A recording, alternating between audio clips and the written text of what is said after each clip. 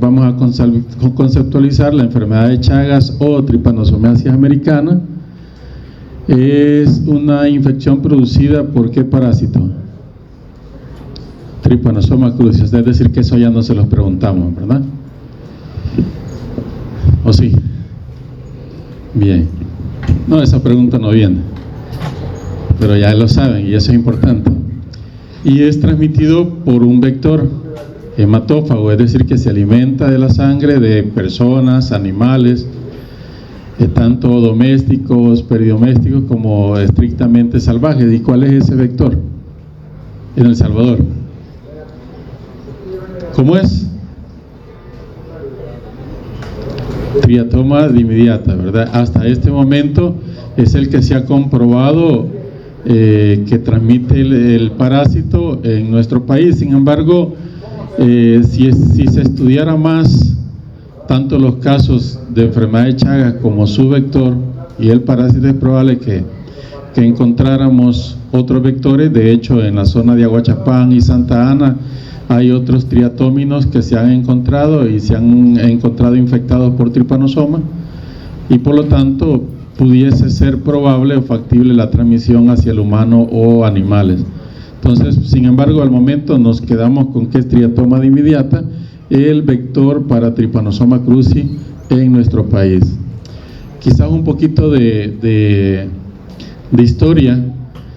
No es una enfermedad nueva, porque por ahí hablan, en las décadas pasadas hablaban de enfermedades reemergentes, ya, o emergentes. Después, por el craso error de llamarles reemergentes, le llamaron olvidadas, ¿sí? Y quizás olvidadas por el sistema, por las políticas de salud de los países de nuestra región, pero realmente la población nunca ha dejado de ser afectada por esta enfermedad. Y es siempre desde los movimientos de las poblaciones humanas desde Asia, cuando estaba congelado el estrecho de Bering, desde esos movimientos u otros que se hicieron por vía marítima, igual hubo movimiento de parásitos, de vectores, y la enfermedad en sí ha estado con la humanidad desde su propia existencia. Entonces es una enfermedad muy antigua, ligada a mamíferos y de manera particular pues también al humano. Sin embargo, fue descrita a principios del siglo pasado por Carlos Chagas, un 14 de abril de 1909. De hecho, ese 14 de abril creo yo que es el Día Mundial de Chagas. No sé por qué en el país pusieron otro día, pero habrá sido algún criterio importante. Y es importante mencionar que en ese momento, allá por el 1909, Carlos Chagas, en uno de sus viajes a la Amazonia, en unas aldeas, encuentra que donde duerme la gente, las personas, los nativos, se encontraban a lo que le llamaban bichucas, ¿sí? o barbeiros, y buen provecho, o barbeiros, y que estos insectos eran más activos durante la noche, que se alimentaban de la sangre tanto de los animales como de los nativos. Entonces él empezó a examinar los insectos y descubrió que dentro del contenido fecal de estos insectos barbeiros, que le llamó, que eran las chinchas. Guarden silencio, por favor. Guardemos silencio. Dentro de estos insectos, examinando las heces de estos insectos, se encontró un parásito flagelado, ¿sí? móvil, que era Trypanosoma cruzi. Él comenzó a experimentar inoculando este parásito a monos, y estos monos pues padecían de la enfermedad de Chagas, ¿sí? Y fue así que él describió los primeros casos allá por 1909. Después se empezaron a documentar casos en humanos y lógicamente pues se asoció Trypanosoma cruzi a enfermedad humana.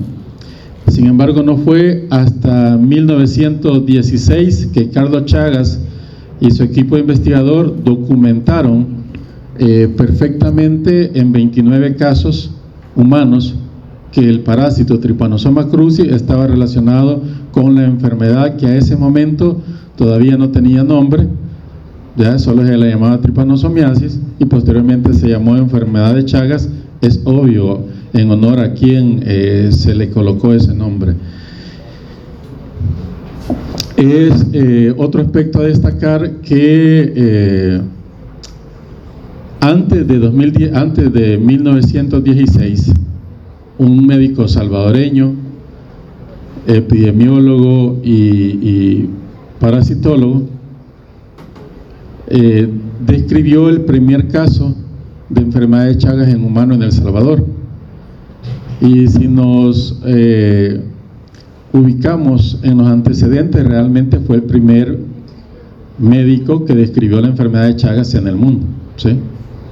Si nos vamos en el orden de los eventos, entonces ese médico era el doctor Segovia, que en 1913 describió el primer caso de un paciente del occidente del país, que estaba ingresado en el Hospital Rosales. Entonces él describió el primer caso de enfermedad de Chagas. Sin embargo, en esos tiempos no había internet, no había nada para publicarlo, y no fue hasta casi 8 años después, ya en 1922, que en un congreso de La Habana publicó ese caso.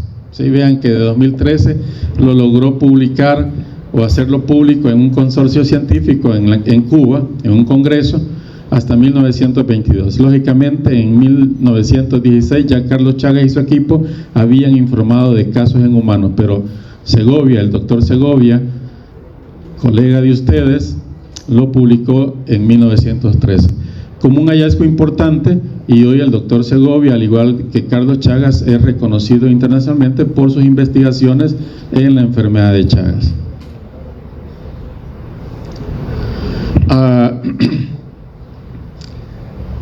Si leyéramos, ¿quiénes han leído esta obra? Levanten la mano. De hecho, venía una pregunta de esa en el examen de nuevo ingreso. ¿No leyeron esa obra?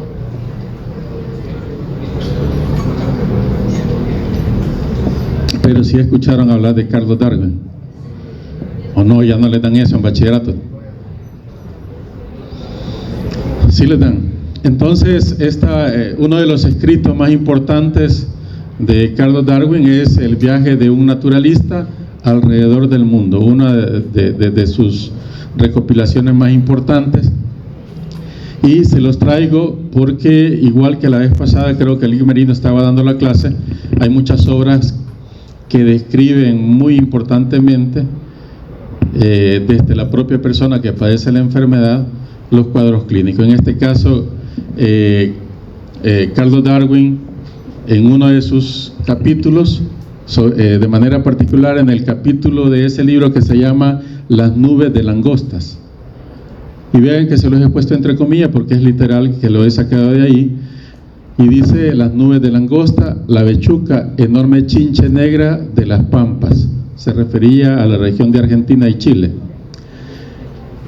Y en ese mismo capítulo, en las notas del 25 de marzo de 1835, en ese momento se encontraba en Chile, él describe durante la noche: hube de sostener una lucha, y no es una exageración, contra una bechuca, especie de redúvido, la gran chincha negra de las pampas. Y vean lo que dice acá, y vayan poniendo atención porque de ahí van a salir las preguntas del examen.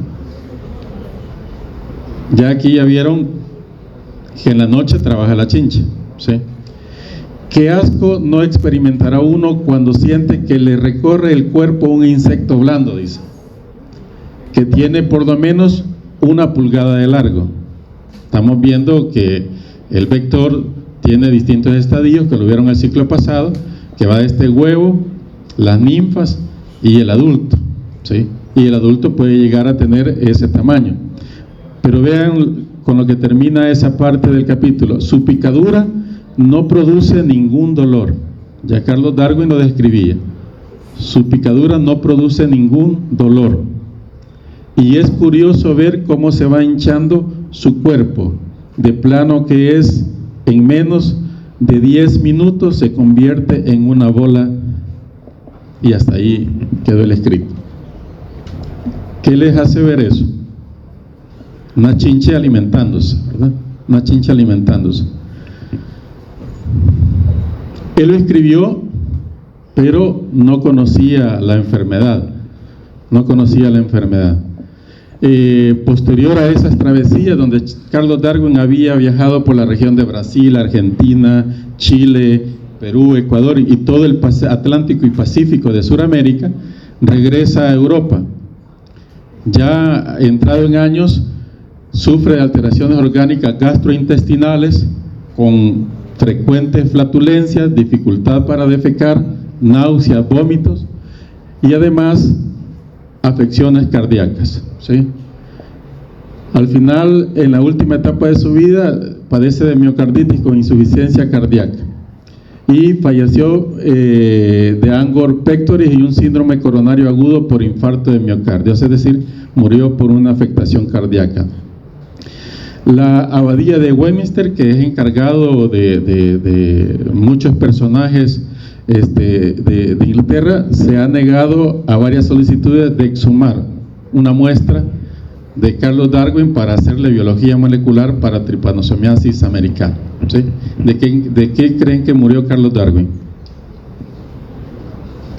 De enfermedad de Chagas, ¿verdad? Y de muchas otras cosas que se infectó porque como no se conocía la enfermedad, le ha de haber dado paludismo, fiebre amarilla, enfermedad de Chagas. ¿Qué no le habrá dado? ¿Sí? ¿Okay? Entonces, ese parásito, ese vector que observó Carlos Darwin, es el mismo que les interesa hoy a ustedes, ¿sí? Porque la enfermedad sigue igual, podríamos llamar no olvidada, pero sin poderse controlar de forma efectiva, ¿sí? Entonces, en ese control de la enfermedad de Chagas participan diversos factores como condiciones ambientales, las cuales se van modificando conforme el urbanismo va avanzando, la biología del huésped, ¿sí? La biología del mismo vector, el comportamiento humano de ir avanzando hacia la selva y construyendo más cerca de los bosques, de los poquitos que tenemos en el caso de El Salvador. Los determinantes socioeconómicos y políticos también influyen fuertemente porque es una enfermedad más asociada a estratos socioeconómicos bajos, y además todos aquellos factores relacionados directamente con el parásito, es decir, su patogenicidad y virulencia.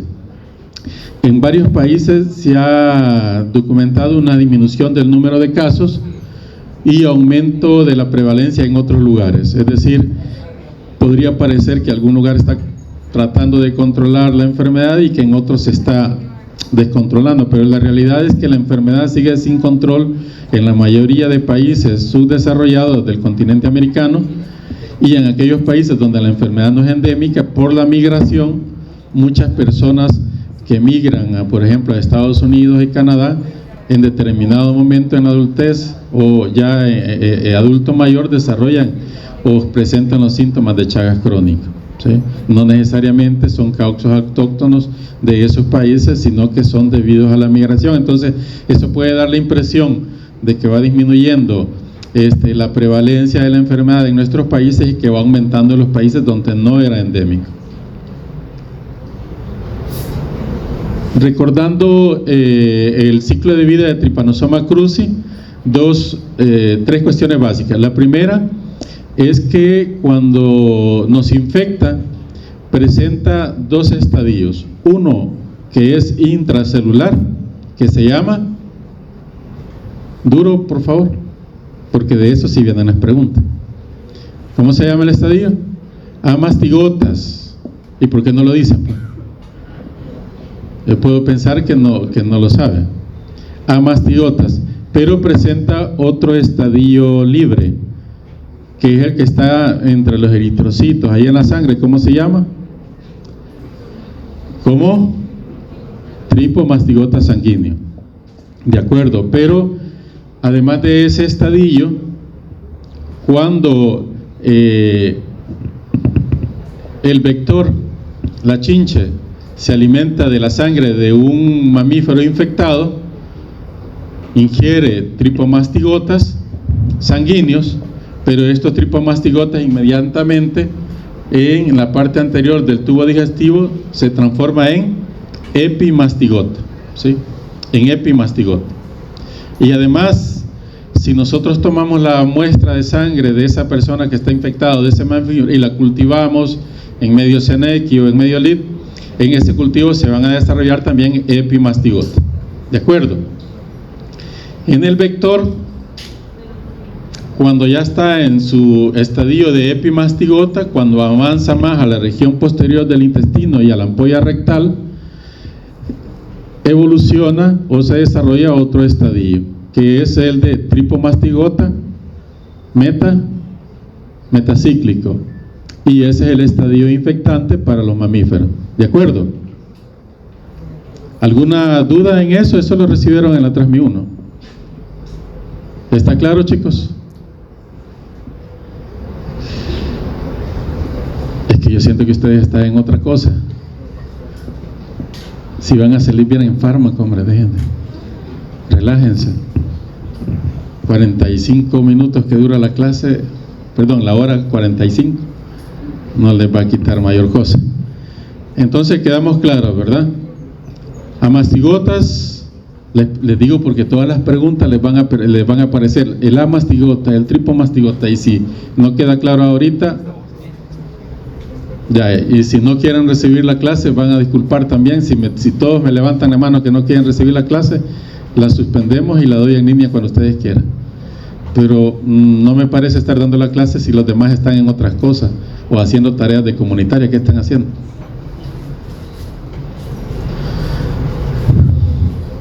Bien, me avisan si quieren que suspendamos la clase, ¿sí? Y se van a estudiar fármaco y yo se las doy en línea, no hay problema.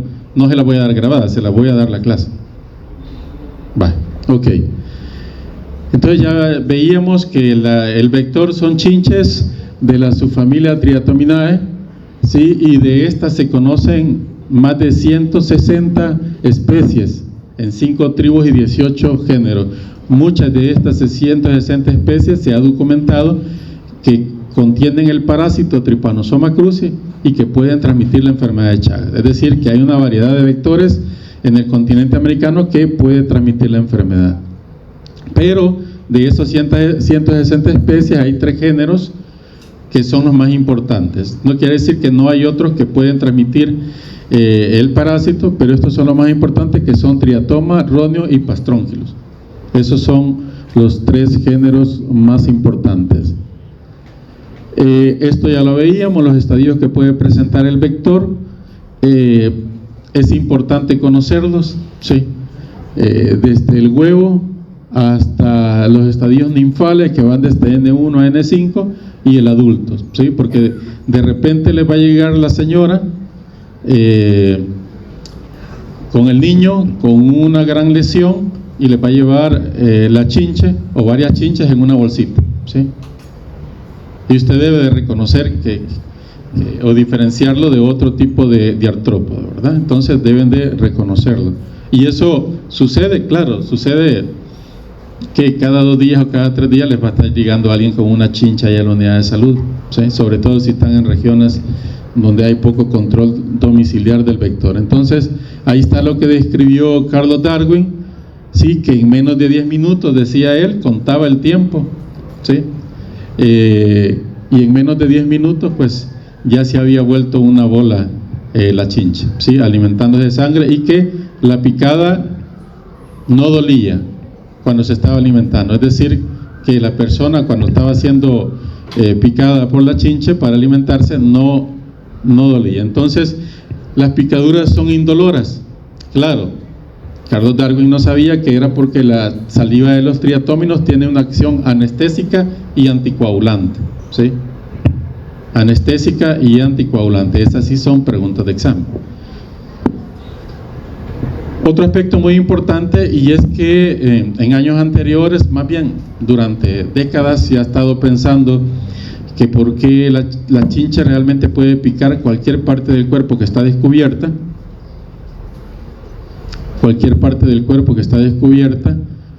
pero como que tuviera alguna predilección por la cara y sobre todo con la región periorbitaria. Entonces se argumentaba que era porque la chinche percibía las emanaciones de CO2, de dióxido de carbono de las personas cuando estaban durmiendo, y que por eso se acercaban a picar a esas zonas. Hoy se ha documentado que realmente busca picar las regiones que están más expuestas o accesibles, y normalmente es la cara la que queda expuesta, o los miembros inferiores o superiores, los que quedan expuestos al momento de dormir, y que además realmente se guía por la radiación térmica, ¿sí?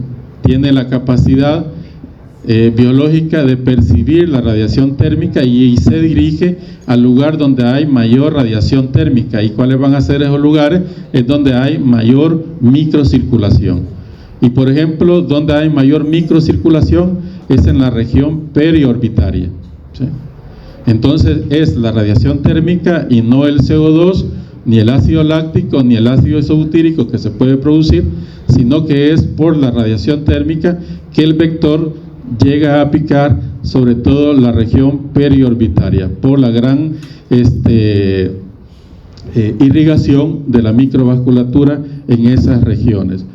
Otro aspecto muy importante es que los vectores son más activos y tienen mayor probabilidad de detectar la radiación térmica y otros componentes emanados por el ser humano cuando están infectados por Trypanosoma cruzi, ¿sí? Es decir, que ya se documentó que existe una correlación entre la infección del vector por Trypanosoma cruzi y su comportamiento alimenticio. Las chinches que están infectadas por T. cruzi se alimentan más porque el parásito les demanda mayor gasto energético. Entonces tienen que alimentarse más para poder llegar, por ejemplo, a los estadios adultos. Ya se ha demostrado que de la descendencia de las chinches, del estadio de este huevo hasta el estadio adulto, disminuye sustancialmente cuando estos chinches están infectadas por Trypanosoma cruzi. Entonces aumenta la necesidad de alimentación y la capacidad de parte del vector de poder, por ejemplo, detectar la radiación térmica. Es decir, que el parásito sí ejerce un efecto dentro del vector, ¿sí? Trypanosoma cruzi modifica el comportamiento, la fisiología y hasta el sistema inmunológico del vector, ¿sí? Y esto hace que estos vectores infectados busquen alimentarse más durante la noche. ¿De acuerdo? Aparte del vector, tenemos igual una gran cantidad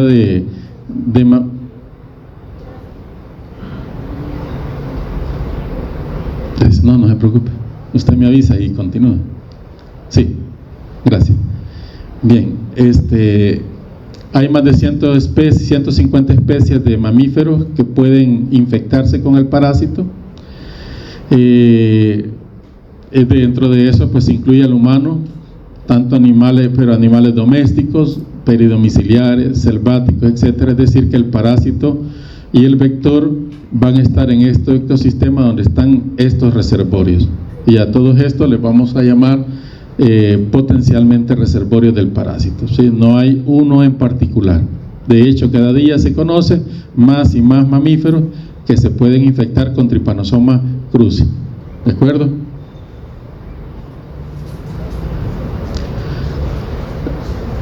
Otro aspecto muy importante, que independientemente si estamos a nivel selvático, a nivel peridomiciliar o a nivel domiciliar, la transmisión principalmente vectorial o vertical, ¿sí? Tanto a nivel urbano la transmisión puede ser vertical, es decir, de una madre infectada puede pasar al feto, ¿sí? Pero esta transmisión vertical también se da en la naturaleza, en la mayoría de mamíferos. Quiere decir que el parásito no solo se transmite a nivel selvático por el trabajo del vector, sino que la descendencia de estos mamíferos, al estar infectada la madre, la descendencia también probablemente va a estar infectada, ya que existe esa transmisión vertical en la naturaleza entre los mamíferos, ¿sí? Y por lo tanto, esto nos dice dos cuestiones importantes: que a nivel selvático, ¿sí?, a nivel de bosques, nunca se va a controlar la enfermedad, ¿sí? Nunca, ¿sí? Porque tanto el vector como el parásito residen y forman parte importante de ese ecosistema, ¿sí? Y no se va a controlar la enfermedad. Pero a nivel peridomiciliar y domiciliar sí podemos tomar medidas de control, tanto para evitar la transmisión vectorial, que es la más importante, como la transmisión vertical. Además, a nivel domiciliar se incorporan otras probabilidades de podernos infectar, que las vamos a ver a continuación. Esto ya lo expliqué, el ciclo del parásito, ¿sí? Resumiendo, a nivel intracelular vamos a encontrar amastigotas, a nivel sanguíneo vamos a encontrar tripomastigotas sanguíneos, ¿sí?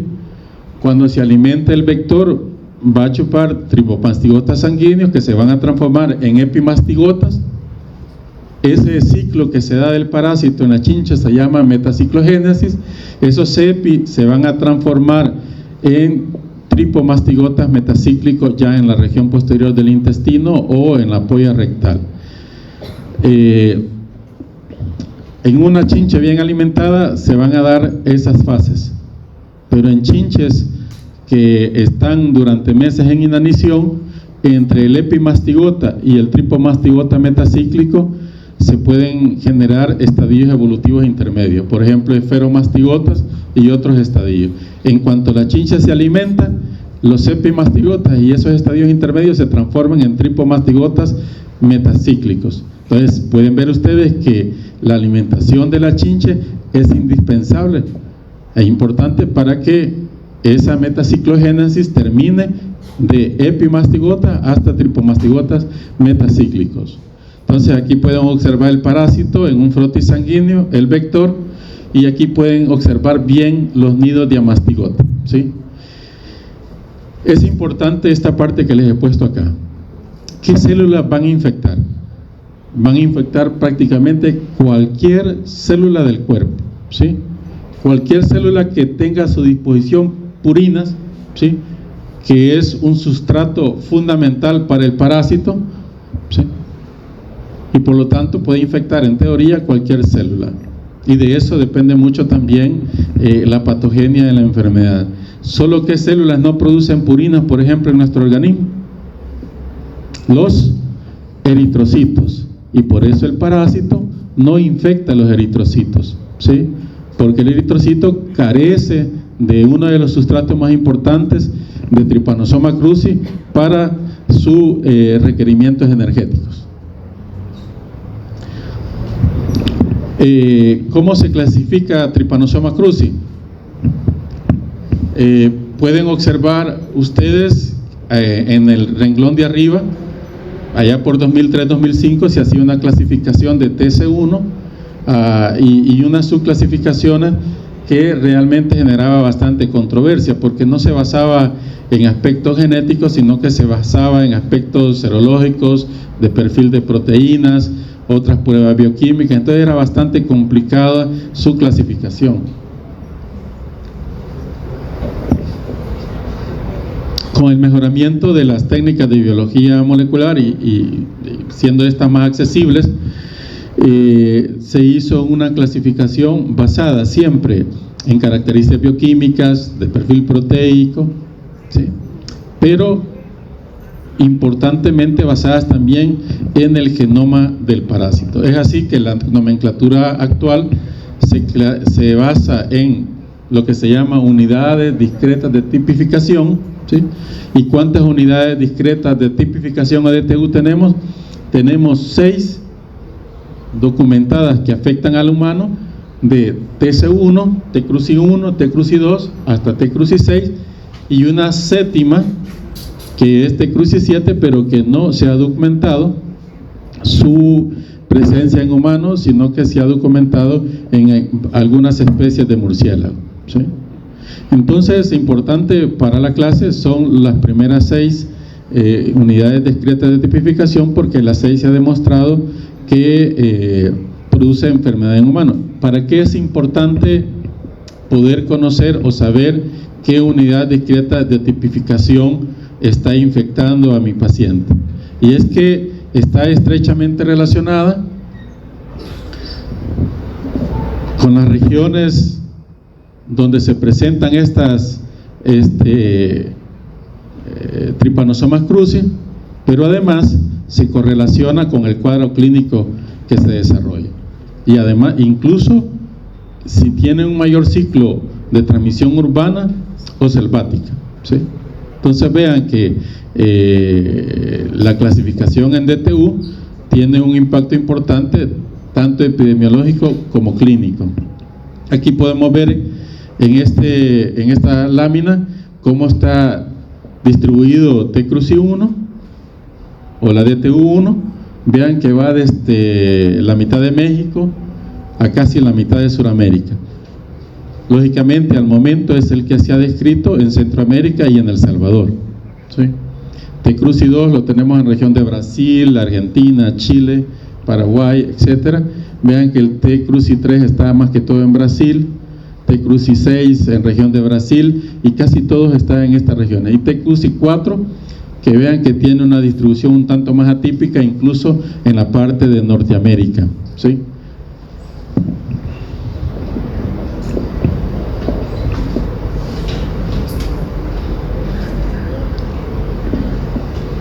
Cuando hablo de la importancia clínica, por ejemplo, T cruzi 1 se relaciona más con miocardiopatía chagásica, meningoencefalitis asociada, sobre todo en pacientes infectados con VIH, ¿sí? T cruzi 2, cardiomiopatías y megasíndromes digestivos. Aquí tenemos el megacolon y megaesófago, ¿sí? T cruzi 3 es rara en humanos, pero ya vieron el mapa anterior que se describe en las regiones de la Amazonia, ¿sí? Tanto de Brasil como de los países cercanos. T cruzi 4 se ha relacionado con chagas en humanos, sobre todo por brotes por infección oral. Es decir, que aparte de la vectorial y la vertical, existe la transmisión oral, ¿sí? ¿Cómo se da la transmisión oral en la selva? Pues los animales que se alimentan de otros animales, o animales que se alimentan de artrópodos, incluyendo la chincha, ¿sí? ¿Cómo se da la transmisión oral en la región urbana? Bueno, cuando estas chinches pueden caer, por ejemplo, han habido brotes importantes en Colombia porque hacen una horchata de una fruta, de una palma. Arrancan esas frutas que vienen como en racimos y lo muelen, y en medio de esas pueden ir chinches. Lo muelen y después va el refresco, ¿sí? Entonces, han habido brotes importantes, por ejemplo, de tripanosomiasis, sobre todo en Colombia, que tienen algunas de esas costumbres, es decir, que puede darse los brotes orales. T cruzi 4, cardiomiopatías y megasíndrome. El 6, cardiomiopatía y megasíndrome. Como les dije, el 7, pues no hay documentación de que afecte al humano por el momento. Entonces vean que los DTU están estrechamente relacionados con el cuadro clínico. Dicho esto, ¿cuál cuadro clínico esperarían ustedes en sus pacientes? Miocardiopatía, ¿verdad? Y algunas complicaciones en pacientes con VIH o en fase SIDA.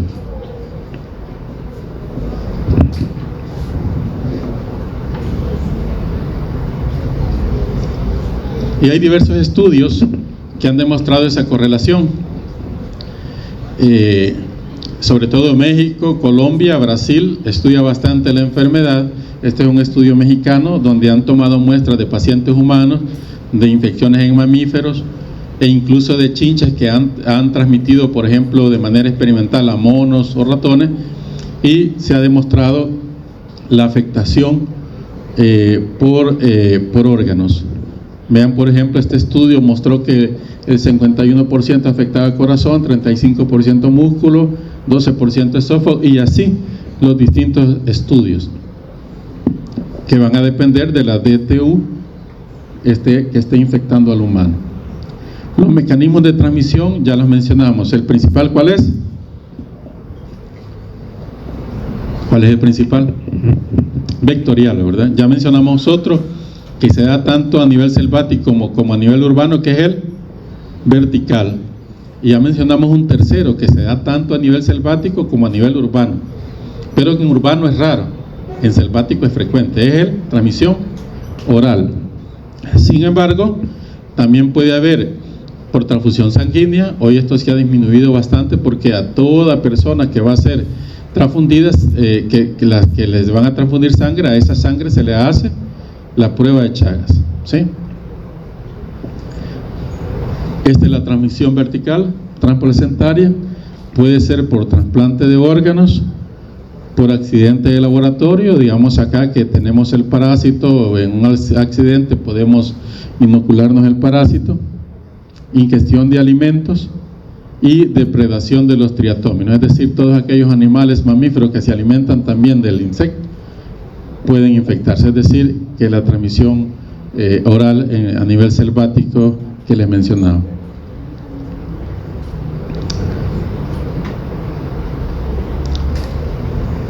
He estado insistiendo en esto, que existe 3 ciclos de transmisión: selvático, peridomiciliar y domiciliar, ¿sí? De hecho, varios vectores, incluyendo el parásito, a pesar de que se dice que el parásito se multiplica por división binaria, y por lo tanto no se generan modificaciones genómicas más allá de las que suceden normalmente cuando se replica el genoma, pero se ha demostrado que podría tener algún tipo de multiplicación sexual atípica, ¿sí? Como parecida a meiosis, ¿sí? Como parecida a la meiosis. No que sea una meiosis, sino que una reproducción sexual parecida a una meiosis de tipo atípica, en donde es posible la recombinación, ¿sí? Y esto explicaría en cierta forma cómo tanto los parásitos Trypanosoma cruzi se han ambientado partiendo del ciclo selvático al ciclo peridomiciliar y domiciliar. Así tenemos el mismo Trypanosoma cruzi o una misma DTU, por ejemplo T. cruzi 1, que podemos decir que tenemos 2 linajes, un linaje urbano y uno selvático, porque pareciera que han evolucionado de forma cercana pero independiente, ¿sí? Entonces, eso es importante porque tiene que ver con la virulencia y la patogenicidad, ¿sí? Y la patogenicidad. Quiero ver de esta lámina, pues ya lo dijimos la mayoría. En la patogenia, una de las lesiones más importantes que tenemos siempre es el chancro de inoculación, el chagoma de inoculación, perdón, o chagoma local. Ya dijimos que va a infectar todas las células de origen mesenquimatoso, es decir, prácticamente todas las células, músculo cardíaco, músculo liso, músculo estriado, células nerviosas, etcétera, van a poder ser infectadas. La unión se da por la fibronectina de la célula a través de una proteína que se llama penetrina. Una vez el parásito está dentro de la célula que ha infectado, va a escapar de ese fagolisosoma, ¿sí? Lo destruye, lo rompe y se va al citoplasma de la célula que ha infectado.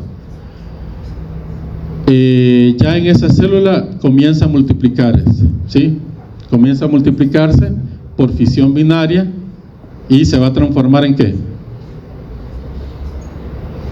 ¿En qué se va a transformar? Vaya aquí, de este lado. ¿En qué se va a transformar? En amastigotas, ¿verdad? Se va a transformar en amastigota. Se multiplica por fisión binaria, se transforma en amastigotas, comienza a llenar la célula y eventualmente esta célula va a morir, se va a romper y va a liberar esos parásitos. Normalmente los amastigotas al salir de estas células van como tripomastigotas sanguíneos, ¿sí? Inmediatamente se transforman en ese estadio. La respuesta inmune que se genera con esto juega un papel importante en la inflamación de esos tejidos, ¿sí? Un papel importante en la inflamación de esos tejidos. La respuesta inmune dependiente de anticuerpos y la respuesta inmune celular casi siempre controla la infección durante la primera infección, pero no erradica el parásito, y por lo tanto de la infección aguda el parásito va a evolucionar a una infección crónica, ¿sí? En esta lámina he puesto como de forma secuencial cómo serían los pasos. Realmente lo primero que hace el parásito, porque el parásito al ser inyectado puede irse al torrente sanguíneo, pero lo primero que hace es unirse a la matriz extracelular, es decir, lo que rodea la célula. Y eso lo hace a través de moléculas de adhesión como transialidasa o penetrina, que la vimos en la lámina anterior. Y ahí se une a la laminina, fibronectina o heparina. Es decir, estos componentes que están en la matriz extracelular. Al unirse a la matriz extracelular, le permite quedarse allá en ese sitio el parásito, no ser llevado por la circulación y poder trabajar para accesar a las células, ¿sí? Hace hidrólisis del colágeno, quiere decir que puede penetrar o moverse a través de esa matriz extracelular, se une a la célula diana, cualquiera que sea, a través de la glicoproteína 85 de mucinas y transialidasa. Luego de eso, cuando el parásito se une, modifica el flujo del calcio y provoca que se forme un fagolisosoma, y así el parásito se internaliza en la célula. Después, como ya les dije, el parásito destruye el fagolisosoma, sale al citoplasma y comienza a multiplicarse, a transformarse en amastigotas, ¿sí? Entonces, básicamente, cuando comienza a transformarse en amastigotas, se multiplica y va a llegar un momento donde va a destruir estas células, se van a liberar ya en forma de tripomastigota sanguínea. Entonces, ustedes ven que hay destrucción del tejido, de la célula, y además hay una respuesta de tipo inflamatoria. Y ahí tienen los dos principales componentes patogénicos de la enfermedad de Chagas. A esos dos componentes se suman varias otras teorías, ¿sí? Se suman teorías de autoanticuerpos, reacción cruzada, ¿sí? Que lo vamos a ver más adelante.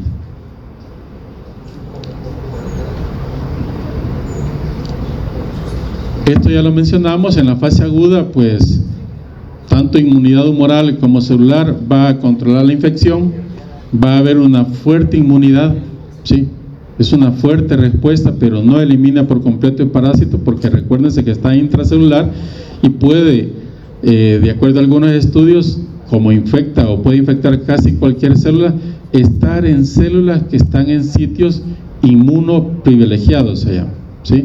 Es decir, en sitios donde la respuesta inmune llega poco o de forma muy escasa, y por lo tanto el parásito, estando en esos sitios, a pesar de que haya una fuerte respuesta inmune, escapa a esa respuesta inmune. Quiere decir que unos pocos parásitos que hayan quedado en esos tejidos van a estar prevaleciendo a través del tiempo. Igual, durante la fase aguda hay linfocitos autoreactivos y anticuerpos muy inespecíficos, ¿sí? Así como hay anticuerpos neutralizantes que bloquean el parásito, se generan anticuerpos muy inespecíficos y linfocitos B autorreactivos. ¿Cómo se da la evasión? Se da por ese mecanismo. El primero, estar en esos tejidos inmunoprivilegiados. El otro es por mimetismo molecular.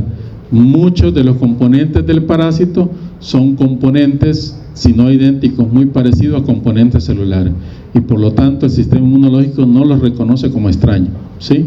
Sino que los reconoce como propios, y por lo tanto no ataca a lo propio, ¿de acuerdo?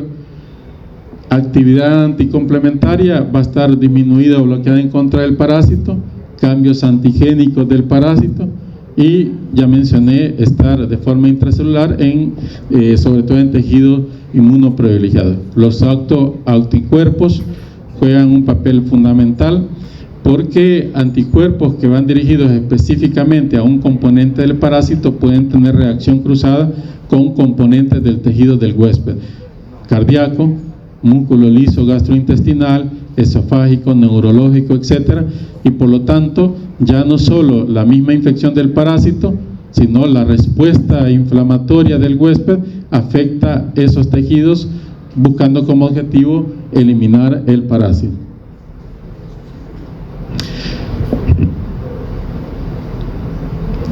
Estamos bien con el tiempo. Bueno, una vez estamos infectados, pueden presentarse ya a este momento de la clase, ya se hacen la idea de que por lo tanto puede haber formas agudas y formas crónicas de la enfermedad de Chagas.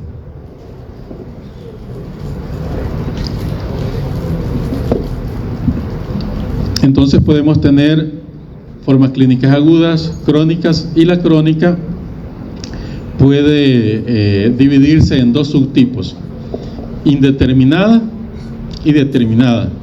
Para fines prácticos, aquí hay evidencias clínicas y de laboratorio de enfermedad de Chagas, y aquí probablemente no las hay en la indeterminada.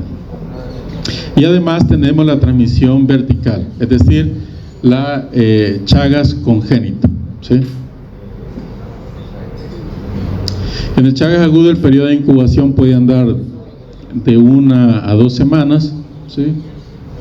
Algunos documentos mencionan de 4 a 15 días, y puede durar de forma variable de 2 meses a 4 meses, más o menos por ahí podría andar durando. Es muy variable ese periodo, pero digamos que en el promedio nos quedamos con 4 a 15 días el periodo de incubación, y el cuadro agudo puede durar de 8 a 16 semanas, o sea, de 2 a 4 meses aproximadamente. De los cuadros de Chagas agudos tenemos dos grandes grupos: asintomáticos y sintomáticos. Y no es que el asintomático lo va a hacer durante ese periodo, sino que las primeras semanas puede ser un paciente asintomático, ¿sí? Y ya pasado unas 4 o 5 semanas puede volverse asintomático, aunque hay pacientes que toda la primera infección le acontece de la forma asintomática, ¿sí? Entonces, la forma asintomática se da frecuente en jóvenes, ¿sí? Se caracteriza por tener una alta parasitemia, es decir, que va a tener una gran cantidad de parásitos en sangre, de Trypanosoma cruzi, y va a haber síntomas y signos transitorios muchas veces parecidos con un síndrome mononucleósido, ¿sí? Si quieren saber cómo les explicaría a un paciente con un Chagas asintomático, ¿sí? Es que podría, y cuando digo asintomático, es que no tiene las características del Chagas agudo, sino que puede tener signos y síntomas inespecíficos, por ejemplo, de síndrome mononucleósido, ¿sí? Dolor de garganta, febrícula, adenopatías, decaimiento, pérdida de fuerza, no tiene ganas de hacer nada. Por ahí podría llegar un paciente y además tener un chagoma de inoculación, ¿sí? Ustedes al examen físico no se deberían de limitar a examinar la garganta de su paciente, sino todo el examen físico, y así podría encontrar: mire, ¿y esto cuándo se lo hizo? Ah, no, quizás me picó una chincha, ¿hace cuánto? Hace como 3 semanas. Con todo lo que tiene el paciente, más el chagoma de inoculación, ¿qué podría tener el paciente? Ya no un resfriado, ¿verdad? Un síndrome mononucleoso, sino que podría tener Chagas, ¿sí? Aunque no tenga los síntomas característicos. Entonces, esto puede durar, como mencionamos, de 2 a 4 meses. Los sintomáticos tienen signos de puerta de entrada, ¿sí? ¿Cuáles son esos signos de puerta de entrada? Los chagomas de inoculación, que en algunas partes del cuerpo recibe un nombre muy particular, y lo vamos a ver. Puede haber edema, adenopatías, adenopatía satélite, puede haber hepatomegalia, esplenomegalia, ¿sí? Bastante agrandado el hígado y todo. Puede haber fiebre, ¿sí? Es bastante frecuente y es bastante irregular, pero puede ser continua y alta, ¿sí? Y esa fiebre puede durar varias semanas, no un par de días, sino varias semanas. Se acompaña de anorexia, astenia, mialgias, cefalea, a veces artralgia. Vean que el cuadro ya es diferente, ¿sí? El cuadro ya es diferente. Y igual que el asintomático, va a tener alta parasitemia. ese aspecto de la alta parasitemia es fundamental para el diagnóstico, para que usted, cuando esté ante un cuadro agudo, sepa lo que va a pedir al laboratorio.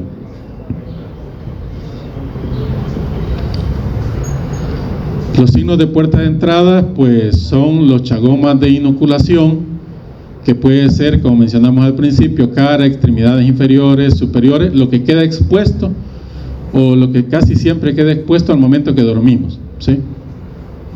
Pero en la parte de la cara, cuando afecta a la región bilpalpebral, sobre todo va a ser unilateral, va a haber un ganglio preauricular, ¿sí?, aumentado de volumen. A eso se le va a llamar signo de Romaña más, ¿sí?, o signo de Romaña, ¿sí?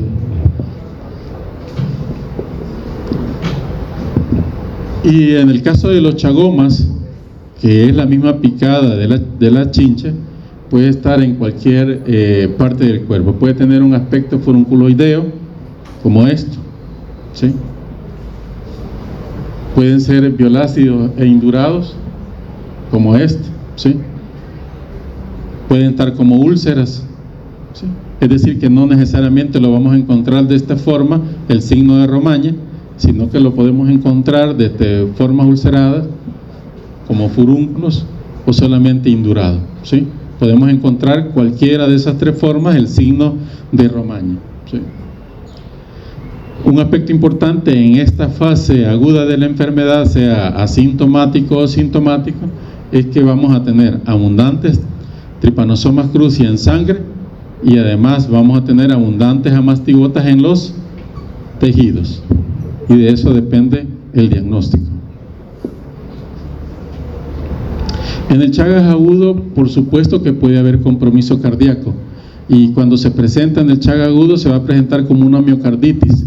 El paciente va a tener, aparte de lo que ya mencionamos, va a tener taquicardia, hipotensión, y puede haber en el electrocardiograma alteraciones de la conducción cardíaca, ¿sí? Podría estar presente esos aspectos. En el caso de las infecciones congénitas, en el caso de la insuficiencia cardíaca, podría evolucionar hasta convertirse en una insuficiencia cardíaca congestiva que pudiese comprometer al paciente. Puede haber esplenomegalia y hepatomegalia hasta el 40% de los casos, y ya habíamos mencionado al principio que cuando es un paciente en fase SIDA el que se infecta, puede haber trastornos neurológicos, compromiso tanto de meninges como del encéfalo. Por lo tanto, ¿cuáles serían las complicaciones? ¿Sí? A la cabeza, meningoencefalitis. Los que presentan miocarditis agudas ya pueden tener complicaciones graves que pueden comprometer la vida, ¿sí? Pueden haber convulsiones y las anormalidades electrocardiográficas. Como mencionamos, después de 2 a 4 meses desaparecen los síntomas, ¿sí? Y una vez desaparecen los síntomas, porque el sistema inmunológico logró controlar el parásito, pero no lo eliminó. Entonces, el paciente cursa hacia la otra forma de la enfermedad de Chagas, hacia la forma crónica, que puede ser, o la podemos dividir en dos fases: indeterminada y determinada. Bueno, ahí tenemos un signo de Romaña, chagomas de inoculación,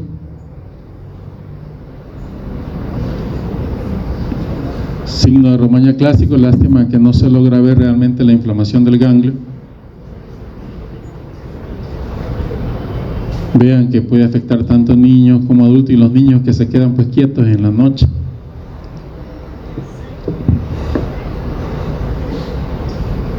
Mire este niño con chagoma, mire todo lo que le ha picado a ese niño. Pero estas son fotos que he bajado de algunos libros o de internet, ¿verdad? ¿Qué le pasó? Se le cayó. Cuente así. ¿Cómo es que hacen cuando les cae algo y se lo comen?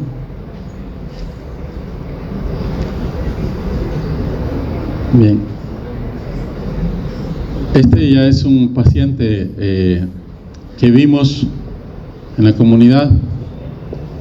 Cuando revisamos la cama de este niño, el colchón era de esos colchones ya de esos que tenemos todos, ¿sí? Pero entre el colchón había chinchas, y en la parte de abajo, donde está la parte de madera, había chinchas, y el niño estaba así, con distintos chagomas de inoculación, ¿sí? Vean acá. Y la señora al principio, mire, y que la pican los zancudos. No, sé que mire, lo que pasa es que tenemos chinchas. Limpiamos la cama, limpiamos el cuarto, pero a los días ya está igual, ¿sí? Entonces vean cómo tenía el miembro inferior el niño. ¿Y qué es esto? Aspecto furunculoideo, ¿verdad? Un signo de Romaña, pero de aspecto furunculoideo, ¿sí? Tenía el ganglio preauricular inflamado y tenía eso, ¿sí? Bueno, lo tuvimos que traer al Bloom, ¿sí? No les voy a decir dónde lo encontramos, pero sí fue en el departamento, sí les puedo decir, fue Chalatenango. Entonces, y así un montón de niños y adultos pues picados por chinches en esa región. Y ahí estamos trabajando en la comunidad, así es que sí hay que trabajar en la comunidad, ¿verdad? Estamos recolectando. ¿Qué creen que andamos recolectando? Chinches. Pero es divertido. Ahí andamos con compañeros de biología, ¿sí? Ahí está el equipo, hay gente del departamento, gente de biología y gente del Ministerio de Salud. Y allá el que va subiendo, ¿quién creen que es? No, pues sí, es que las salidas no solo deben de ser ya eso de las 2 de la tarde y que ir viendo dónde se almuerza o algo. Y entonces, creerán ustedes que mucha gente no sabe de la existencia de este lugar, y miren lo que nos encontramos. Y allá estaba el travieso arriba. Pero el del ministerio fue más atrevido. Miren dónde se fue a parar, que se puede agrandar. No se puede, man.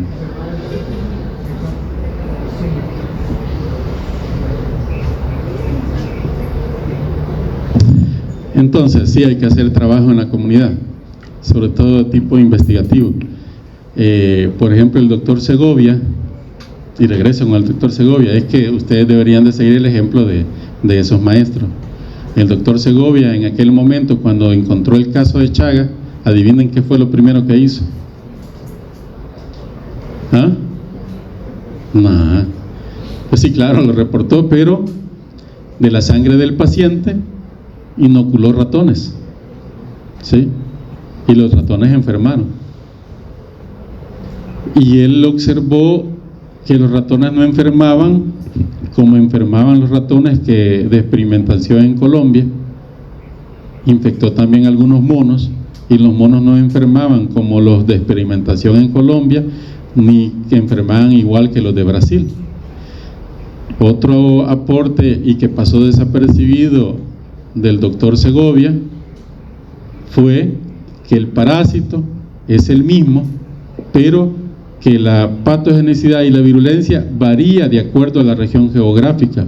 Así que él aseguró en sus escritos y publicaciones que Trypanosoma cruzi podía ser el mismo, pero que la virulencia y patogenicidad dependía de la región de donde fuera ese Trypanosoma cruzi, y así podría causar enfermedad más o menos grave, y además la presentación clínica podía variar, siendo el mismo parásito, pero podía variar la presentación clínica de región a región, cuando todavía no se había descrito ningún caso, ¿sí? Ningún caso. Hoy se sabe que eso es cierto, ¿sí? Hoy se sabe que eso es cierto, y las DTU lo vinieron a confirmar, ¿sí? Pero él lo hizo con animales de experimentación allá en 1913, ¿sí? Como les digo, fue porque no había Facebook ni nada para publicar, porque sus hallazgos fueron en 1913, pero él los pudo compartir hasta 1922 en ese congreso de La Habana, Cuba. En cambio, Carlos Chagas lo compartió en 1916, o sea, cuestión de recursos. Bien, entonces, Si el paciente pasa de esa fase aguda, pasa a la fase crónica, ¿sí? ¿Cuánto tiempo después es la fase crónica?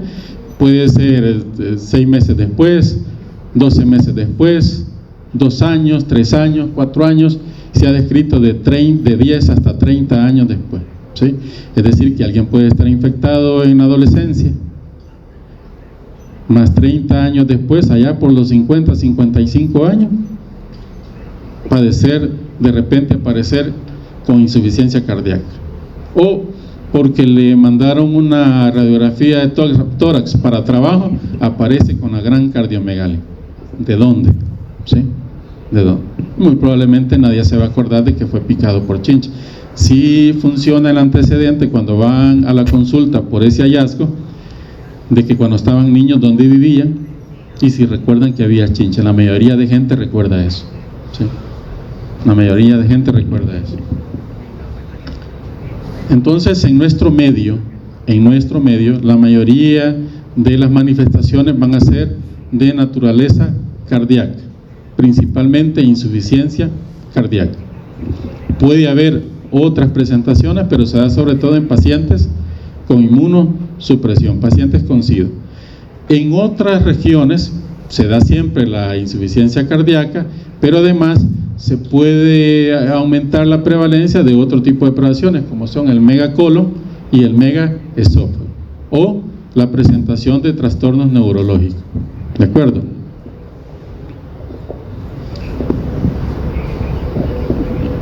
Vean que por eso les insistí, y cabalito de eso vienen las preguntas no vienen de tirar, viene de lo que he estado insistiendo en cada lámina.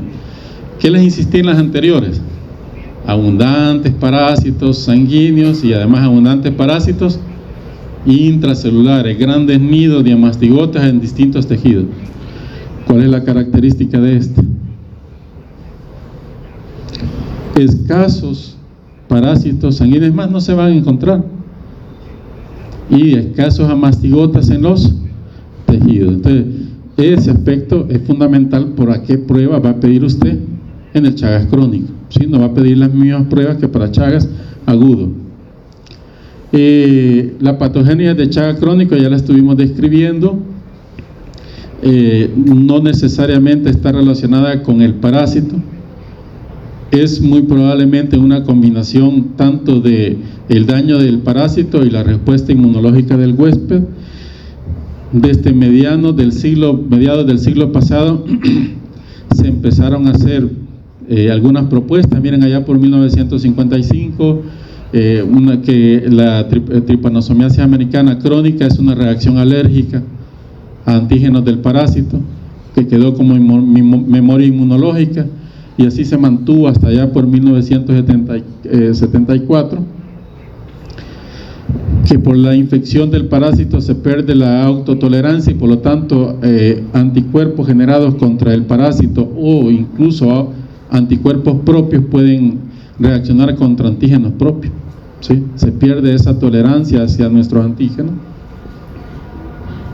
Que ese proceso inflamatorio crónico, ese daño persistente por la pérdida de autotolerancia, por esos autoanticuerpos, genera un daño persistente y continuo y crónico de la microvasculatura de los tejidos, en este caso tejido cardíaco, tejido gastrointestinal, esofágico, tejido cerebral, pero cualquier órgano realmente, pero principalmente eso.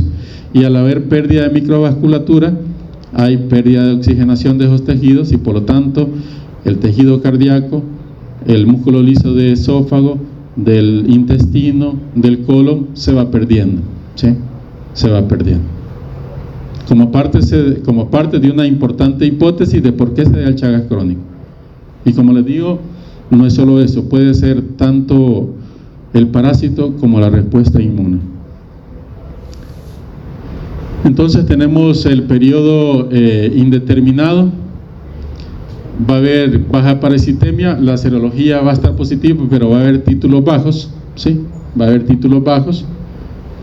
Y más o menos esto forma a persistir en por lo menos 30 pacientes de los chagásicos durante toda su vida. Es decir, 30% de los que están infectados o han avanzado a la etapa crónica van a estar así hasta su muerte.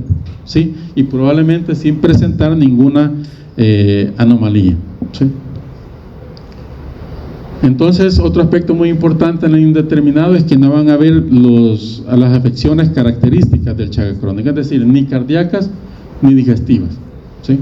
Entonces, muchos de los pacientes se quedan acá y hasta un 30 va a llegar, va a morir y se va a morir con enfermedad de Chagas, ¿sí? ¿Eso sucede? Por supuesto que sí. De hecho, las momias, varias momias incas se han examinado y se ha demostrado que su tejido cardíaco estaba infectado con Trypanosoma cruzi, ¿sí? Entonces que mucha gente fallece con el parásito. Cuando pasa, un buen porcentaje de este va a pasar al periodo crónico determinado, y ahí sí se presentan los trastornos cardíacos digestivos que ustedes, cuando leímos lo de Carlos Darwin, ¿sí? Problemas para defecar, flatulencias. De hecho, en Brasil, cuando ya se documentaron los casos, se demostraba que estos pacientes para defecar, ¿no? ¿Qué dije? Dígame. Hasta se me olvidó lo que iba a decir. En Brasil, cuando ya se documentaron varios casos, allá después de 1916, los pacientes presentaban problemas para defecar, pues ya el músculo liso del colon y recto ya no ejercía su función, y por lo tanto se iban acumulando las heces en esa víscera que simplemente se iba agrandando. Entonces los pacientes que tenían enfermedad de Chagas gastrointestinal, sobre todo colónica, lo que hacían era saltar. Lo que hacía era saltar.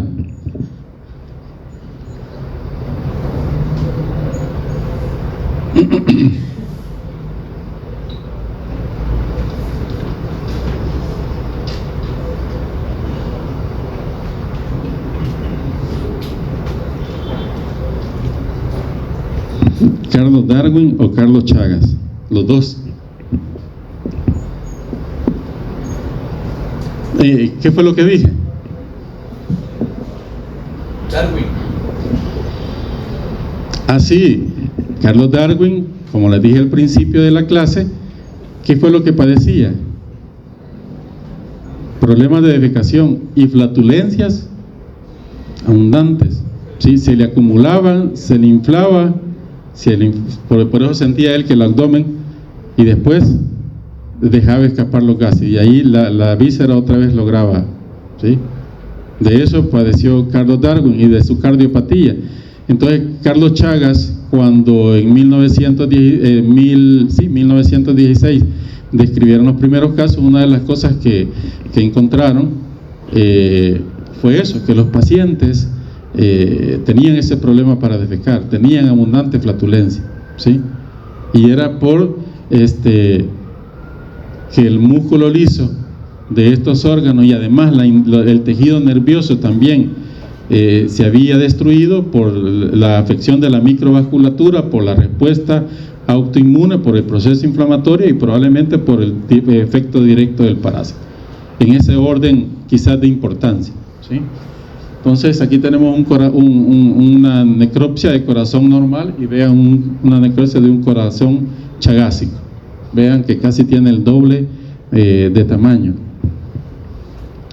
Otro aspecto muy importante es que en el Chagas crónico determinado van a estar los signos clínicos y patológicos característicos del Chagas crónico determinado: cardiopatía, colonopatía, esofagopatía, neuropatía esofágica, sistema nervioso central, pero además parásitos inexistentes, sanguíneos, amastigotas también casi inexistentes y difícil de detectar, aunque hay algunos casos donde se ha demostrado el parásito.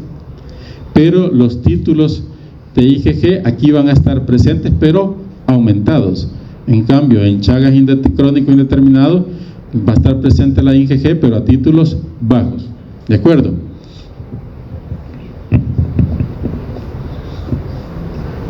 Vean ahí, esta radiografía es frecuente en nuestro país.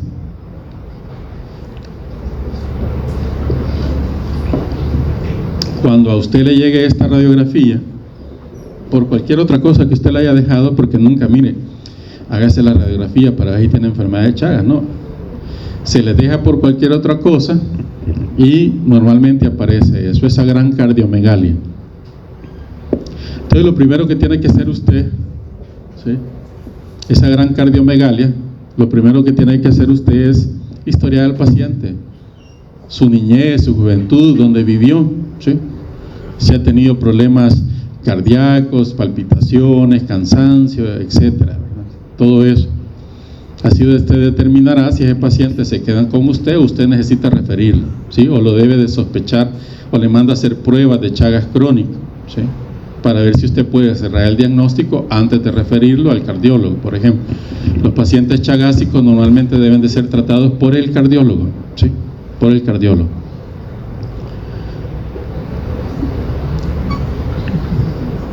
Como mencionamos al principio de las clases, los problemas cardíacos frecuentemente trastornos de conducción, ¿sí?, hay pérdida del músculo cardíaco, ¿sí?, además puede haber aneurisma de tipo apical, ¿sí?, como se puede observar allí en esa fotografía.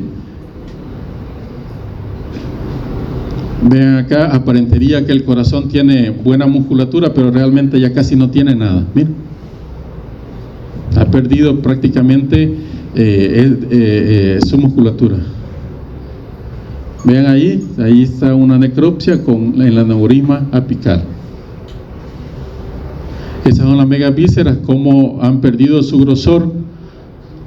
Ya mencionamos que es por la pérdida del músculo liso, pérdida de inervación, por daño a la microvasculatura. Vean ese megacolon. Lógicamente este paciente se está tratando de hacer un tratamiento quirúrgico para quitar esa parte disfuncional del colon y mejorar la vida del paciente. Estos ya no tuvieron tanta suerte, ¿sí? Y el otro gran grupo es el Chagas congénito, ¿sí? Normalmente se da de madres, no siempre se logra demostrar que están infectadas, pero esta infección, el parásito atraviesa la placenta, pero estos niños realmente pueden no presentar ni signos ni síntomas al nacimiento, ¿sí? Nacer, crecer y hasta reproducirse, llegar a la adultez y en la adultez desarrollar el Chagas crónico o debutar como un Chagas crónico. Sin embargo, hay niños que al nacer pueden debutar con un Chagas congénito, ¿sí?, que tiene múltiples trastornos, y uno de los más evidentes es la hepatoesplenomegalia con la que estos niños nacen. Miren el gran vaso de este niño, y por acá tenía el hígado. Miren este gran hígado de este recién nacido. Entonces los niños pueden nacer sin síntomas, incluso crecer y debutar en la adolescencia o en la adultez con un Chagas, o padecer del Chagas congénito, ¿sí? También estos niños que se infectan pueden tener bajo peso al nacer, ¿sí? Ya hablamos de la hepatoesplenomegalia, pueden tener síntomas respiratorios, neurológicos, manifestaciones digestivas, etc. Entonces, esto se trata de evitar haciendo el diagnóstico adecuado en la madre, ¿sí? Bueno, el diagnóstico diferencial, híjole, es vasto, porque diagnóstico con enfermedades gastrointestinales, cardíacas, ¿sí? Y por lo tanto usted debe tener un abanico desde la mononucleosis infecciosa hasta trastornos específicos. Hay que hacer diagnóstico diferencial con todo esto, y para eso es importante la historia clínica, y que se acuerde de esta clase. La sospecha se debe confirmar con laboratorio. Aquí no vale que voy a hacer mi diagnóstico clínico, ¿sí? Su sospecha es clínica, pero aquí usted sí lo va a confirmar con laboratorio. Ya ven que han habido enfermedades que aquí he estado presente, que les digo, para esta usted va a hacer su diagnóstico clínico, pero en esta usted solo va a hacer su sospecha. El diagnóstico se confirma con laboratorio. Entonces tenemos diagnóstico de laboratorio, métodos parasitológicos directos e indirectos. Vean que acá se les ha puesto etapa aguda, etapa crónica. Los parasitológicos directos tenemos frotis delgado, gota gruesa, método de Strauss, capa amarillenta del portaobjetos. Vean que en etapa aguda tienen mayor sensibilidad y especificidad, pero en la etapa crónica no. ¿Por qué creen?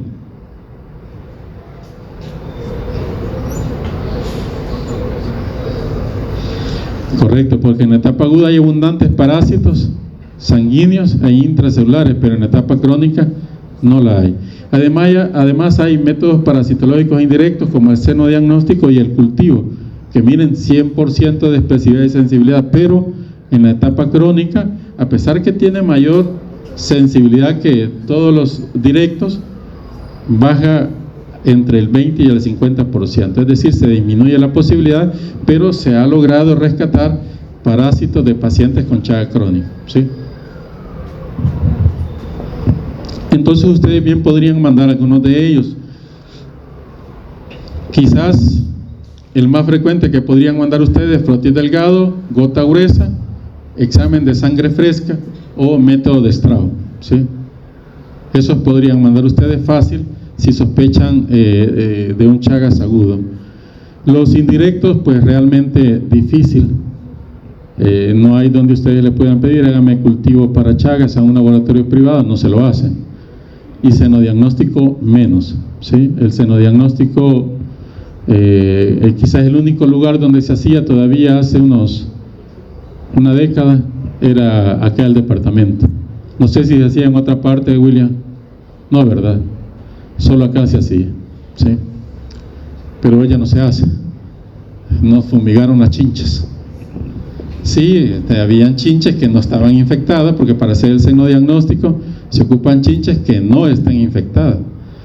Y entonces iban a fumigar para Aedes aegypti. Y no dijeron, solo fumigar. Mataron a chinches. De hecho, Rhodium prolixus se había erradicado de El Salvador, o por lo menos había desaparecido. Y el único lugar donde había Rhodium prolixus vivos era el departamento. Igual fumigaron, ¿verdad? Y lo mataron. O sea, una gran pérdida científica ahí, pero son las cosas que pasan. Entonces no pueden por ahí andar pidiendo senodiagnóstico y cultivo sanguíneo. Yo lo traigo ahí entre los parasitológicos indirectos porque está dentro de las posibilidades, pero ustedes no. Entonces ustedes el frotis delgado se lo pueden pedir, una gota gruesa también la pueden pedir, el examen de sangre fresca es factible en cualquier laboratorio, y el método de Strauss, algún profesional del laboratorio clínico que haya estudiado bien y haya aprendido bien la técnica lo va a poder hacer, se va a acordar y lo va a poder hacer, porque no requiere mayor cosas. Entonces, para fines prácticos, agudos y crónicos, ¿sí? Y los crónicos, indeterminada y determinada. Aquí dice inaparente es la indeterminada y la sintomática es la determinada. Entonces, si ustedes se fijan en la aguda, pues se puede privilegiar la utilización de métodos parasitológicos directos, eso que les acabo de mencionar, ¿verdad? El frotis, gota gruesa, método de Strauss, el examen directo al fresco, es decir, la sangre fresca, se pone la gota o 2 gotas de sangre en la lámina sobre la minilla y ya, ¿verdad? A observar al microscopio. ¿Y qué es lo que esperamos ver ahí? Algo que deberíamos haber visto en el laboratorio. Se va a ver. Pues que van a ver en el laboratorio, ¿verdad?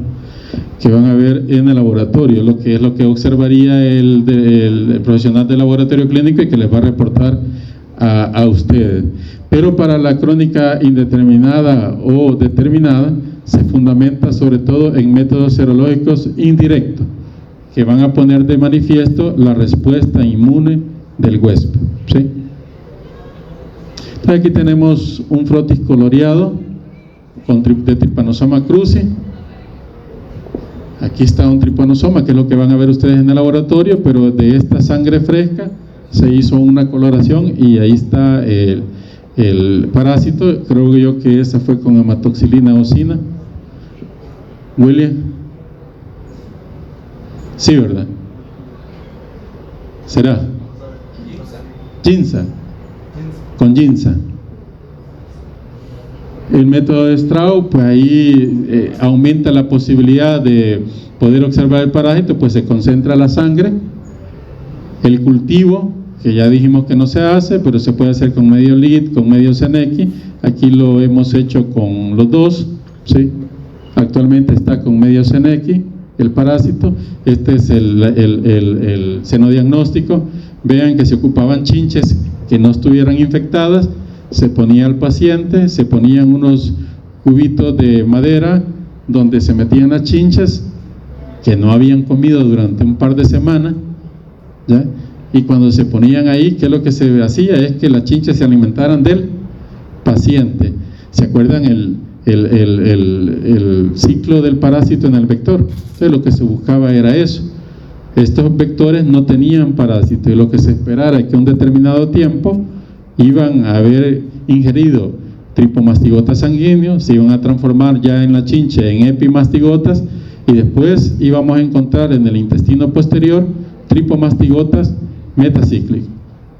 Y entonces podíamos confirmar el diagnóstico a través del senodiagnóstico. Pero pues es un tanto ortodoxo esa forma pero se hacía. En los países donde se sigue realizando el senodiagnóstico, se hace de forma artificial.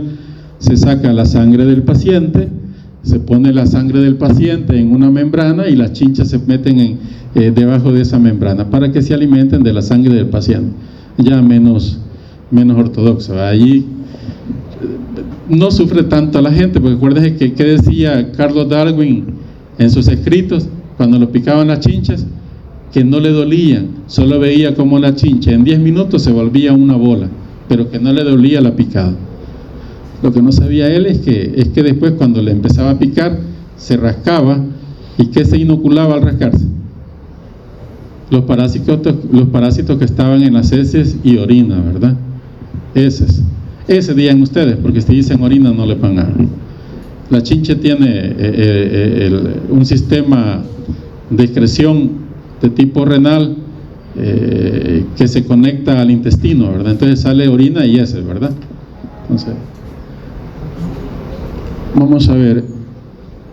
Y entonces ahí está el senodiagnóstico, ¿verdad? Que es lo que, además, y otra cosa que quería mencionarle, además, cuando se examinan el intestino de las chinches, podemos encontrar los tripomastigotas metacíclicos, pero normalmente lo que podemos encontrar en gran abundancia son, ¿qué dijimos? En el intestino anterior, epimastigota, ¿verdad? Que es lo mismo que vamos a encontrar en los cultivos.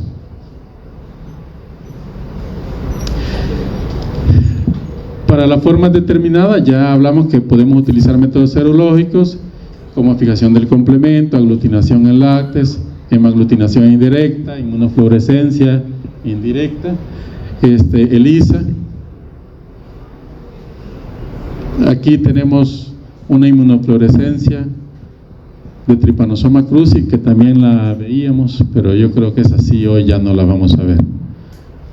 Ya se quedó obsoleto nuestro microscopio de fluorescencia. ¿Y para qué nos sirve hacer el diagnóstico? Tanto para fines epidemiológicos, para hacer nuestro diagnóstico, para confirmarlo, y además para darle seguimiento al tratamiento de los pacientes, ¿sí? De forma general, esos tres ejes de importancia tiene el confirmar nuestro diagnóstico. Este es un algoritmo diagnóstico. Esto se ha modificado ya varias veces en distintos países, pero básicamente sigue igual, ¿sí? También existe la posibilidad de pruebas rápidas. Desconozco, siempre digo que voy a darme el espacio de averiguar si hay o no hay, pero desconozco si hay en el país, pero existe la probabilidad de hacer pruebas rápidas para Chagas, ¿sí? Hay varias presentaciones comerciales. Solo aquí en este listado he puesto 10, presentaciones comerciales de pruebas rápidas para Chagas. Entonces, a mi modo de ver, deberían de estar disponibles en todas partes, ¿sí? Sobre todo en el interior del país. Ya ven que no cuestan y que ustedes mismos las pueden realizar, ¿sí? En la mujer embarazada, igual van a hacer un ELISA, ¿sí? Y pueden hacer la confirmación con inmunofluorescencia indirecta. En el recién nacido, ahí sí se complica, no sirve de mucho los anticuerpos, ¿sí? Pero hoy ya está accesible la biología molecular, ¿verdad? Y lo pueden realizar, ¿sí?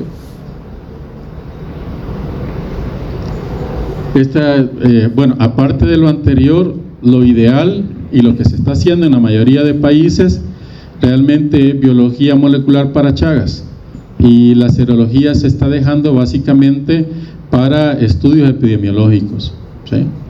Pero para el diagnóstico y seguimiento de tratamiento se está utilizando la biología molecular, en este caso PCR convencional, que puede ser a partir de la sangre del paciente. Si el laboratorio que hizo el diagnóstico logró cultivar el parásito, lo puede hacer a partir del parásito del paciente, o incluso lo puede hacer a partir de cualquier biopsia del paciente. Puede hacerse biología molecular, que podemos observarlo acá. Eso lo hacemos también aquí en el departamento. Esta es una PCR convencional y lo hacemos a partir de dos regiones del parásito, del DNA del kinetoplasto y del DNA nuclear, o sea, del núcleo de Trypanosoma cruzi, ¿verdad? Entonces se puede realizar y en teoría debería de estar disponible en los hospitales donde manejan los pacientes.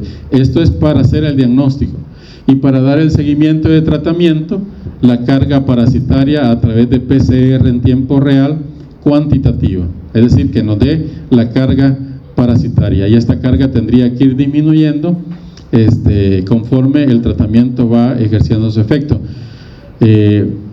¿Por qué se utiliza hoy en día las pruebas de biología molecular? Porque ya veíamos que la parasitemia en el Chagas crónico es muy baja, ¿sí? Ya no detectable con los métodos parasitológicos directos, y solo del 20 al 50% lo detecta con los indirectos, pero con la PCR tiene un 85 a 95% de especificidad y sensibilidad. Es decir, que con la PCR, a pesar de la parasitemia baja, sí podemos detectar el parásito, ¿de acuerdo? Y además podemos cuantificarlo para ver si el tratamiento está ejerciendo el efecto que queremos. Prevención y control va dirigido, ya no aguanto la garganta, chicos, contra el vector, el manejo del paciente, y además todos los factores que mencionamos al principio de la clase relacionados con la vivienda, pobreza, etcétera, pero también algunas situaciones específicas como el examen de la sangre pretransfusión, ¿sí?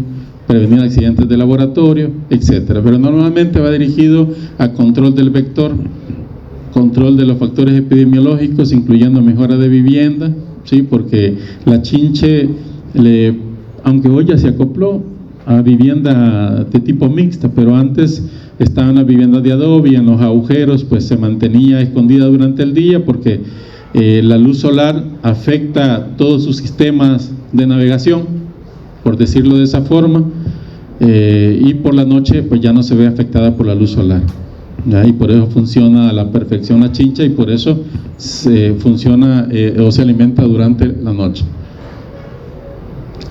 Aquí está la chinche, este era su hábitat, por decirlo así, privilegiado. Pueden ver aquí una chinche, aquí otra, y aquí ¿qué hay? Los huevos, ¿verdad? Los huevecillos en la pared. Entonces esto era abundante en nuestro país en el siglo pasado, a finales del siglo pasado, pero por los distintos terremotos, no vayan a creer que porque mejoró el país económicamente, por los distintos terremotos todas estas casas se fueron perdiendo en el país, las casas de adobe, ¿sí? Y la gente, aunque con restricción económica, prefirió vivienda más resistente, ¿sí? Todavía en 2001, ¿cuándo fue el terremoto, William? En 2001, las últimas casas que quedaban prácticamente de adobe, muchas se cayeron con el terremoto, ¿sí? Pero la Chinche se ha ido adaptando, ¿sí? Y fuimos a ver un caso aquí a Sonsonate, aquí por Nahuizalco, o Izalco es, Izalco, por Izalco, y era una casa de lámina. No había donde la Chinche se pudiera quedar, pero cuando levantamos el colchón, este era un niño adolescente que había sido diagnosticado con Chagas, estaba con tratamiento, y lo fuimos a visitar para ver si nos daba una muestra y también para ver en qué le podíamos ayudar. Cuando llegamos, las condiciones de la vivienda, lámina, y estaba en tratamiento, o sea, era ya un paciente del sistema, ¿sí? Pero cuando llegamos, lo examinamos y todo, y le revisamos la cama. ¿Qué creen que encontramos? Como 30 chinches. De ahí ya no buscamos en las demás casas, ahí nos quedamos, ya veníamos contentos, pero tristes. ¿Y ustedes creen que el doctor Segovia no se ponía contento cuando se le enfermaban los ratones? Claro, uno no es que se ponga contento por la enfermedad del paciente, pero uno espera que al documentar o encontrar o hacerse de algún hallazgo, en algún momento este pueda ser importante y pueda incidir en el manejo de la enfermedad. En este caso, una de las cosas que siempre hemos perseguido como objetivos es que la biología molecular se implemente en el país para muchas enfermedades que actualmente no se hace. Y en este caso de la enfermedad de Chagas no vamos a decir que hemos incidido bastante para que se implemente, porque ha habido bastante ayuda internacional, tanto de Sudamérica como de Japón, y hoy se ha implementado bastante a tal punto que ya a los pacientes se les hace carga parasitaria, pero para otras enfermedades se sigue manteniendo esa deuda. Y como laboratorio sí hemos incidido en algunas cosas. Por ejemplo, aquí hablamos de PCR, pero en otras partes muchas enfermedades infecciosas, cáncer y genéticas se manejan con secuenciación masiva, ¿sí? Desde 2018 nosotros andábamos con eso y nadie nos hacía caso, ¿sí? Se vino la pandemia y yo puedo decir, bueno, entonces se alegra porque vino la pandemia. No nos alegramos, ya, porque falleció una tía mía y mucha gente que yo tenía cerca falleció, de acuerdo, pero presionamos para que viniera la secuenciación de próxima generación al país, hicimos hasta lo imposible y vino, y sea por las razones que sea, cuando la tuvimos nosotros acá en la universidad, los demás se movieron y dijeron también tenemos que tenerlo, ¿sí? Y 2 años después de que nosotros la trajimos, ya hay NGS en algunos laboratorios del Ministerio de Salud. Es decir, uno no es que se alegre de lo malo que pase, pero eso al final trae alguna fortaleza del sistema, ¿sí? No voy a decir que por nosotros ha venido, pero ciertamente que sí.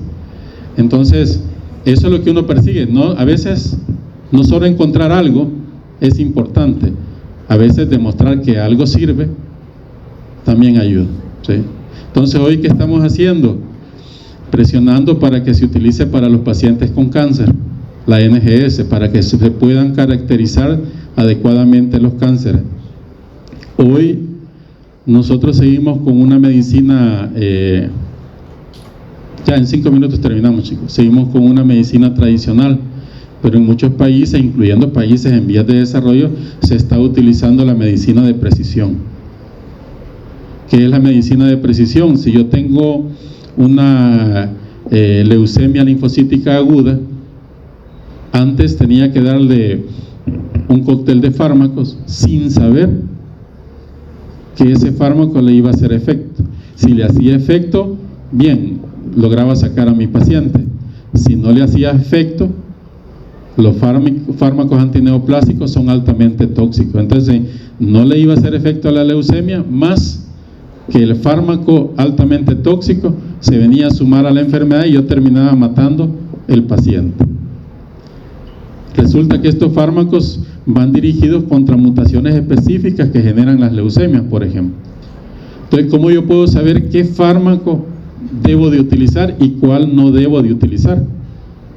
Determinando cuáles son los genes que tiene mutado ese paciente que le ha causado la leucemia, y eso solo se puede hacer por NGS, ¿sí? Por NGS. A veces hay más de 200 genes que uno debe de revisar y es imposible hacerlo por biología molecular convencional, pero sí se puede hacer por secuenciación, y cuando viene el reporte me dice tiene esta y esta mutación, y el hematoncólogo ya sabe que para esas mutaciones este es el fármaco que le hace efecto, ¿sí? Y esa es la medicina de precisión. Ahí aumenta exponencialmente la posibilidad de éxito del tratamiento, ¿sí? Para eso sirve la NGS. Entonces, y eso es lo que ustedes deben de procurar implementar e impulsar, ¿verdad? Cuando ustedes ya estén ejerciendo. Creo que estas son las últimas. Así eran las viviendas antes.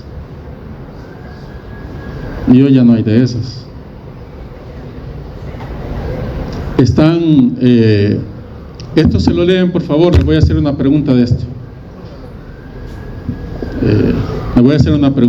Aquí están los 4 casos sospechosos de Chagas agudo, caso sospechoso de Chagas crónico, el confirmado Chagas agudo y el confirmado Chagas crónico. Desde ahí les voy a hacer una pregunta, ¿sí?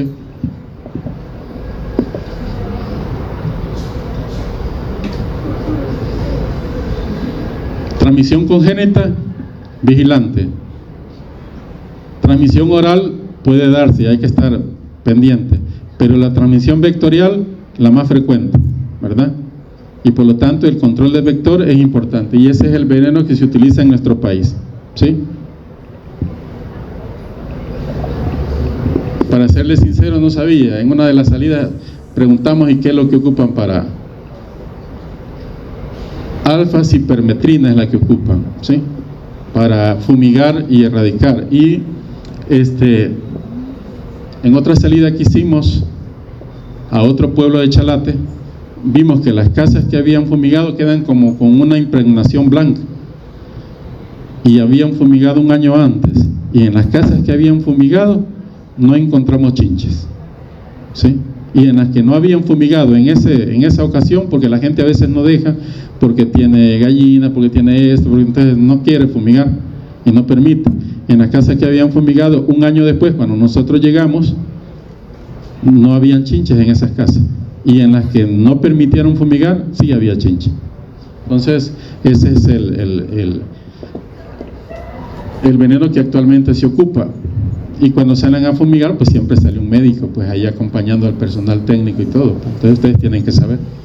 Hasta aquí, chicos, con la clase. Vayan a estudiar o a psicología, no sé. Gracias. ¿No hay preguntas? Perdón, ¿hay pregunta?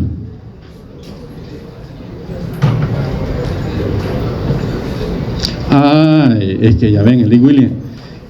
No, tanto para los gases como para las heces, las personas infectadas, sobre todo en Brasil o en las regiones que se da el megacolon, tienen que saltar para que salgan las heces, sí, los gases. Y eso pues no es algo que ellos hayan inventado, así la gente se rebusca.